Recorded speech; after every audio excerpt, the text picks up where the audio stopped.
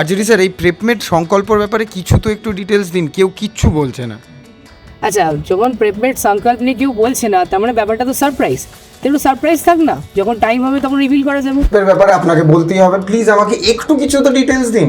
না না না, এই সম্বন্ধে এখন কিচ্ছু বলা যাবে না। এটা এখন প্রেপমেটের একটা টপ সিক্রেট। শুধু এইটুকু বলতে পারি যে 29 মার্চ কিন্তু শুধুমাত্র ইনঅগারেশন হবে না, তার সাথে কিন্তু আরো অনেক কিছু আছে। স্যার স্যার স্যার আপনি তো বলুন কিছু। এটা তো বলাই যাবে না, এটা একদম টপ সিক্রেট। তুমি একটা কাজ করো, দেবজিৎ স্যারকে জিজ্ঞেস করো। স্যার আপনি এবার তো কিছু বলুন প্রেপমেট সংকল্পর ব্যাপারে, কেউ কিচ্ছু বলছে না আমাকে। প্রেপমেট সংকল্প হচ্ছে সেই দিনটা, যেই দিনটার পরে একসাথে অনেক কিছু জিনিস শুরু হয়ে যাবে এবং প্রত্যেকটা স্টুডেন্ট তাতে উপকার পাবে।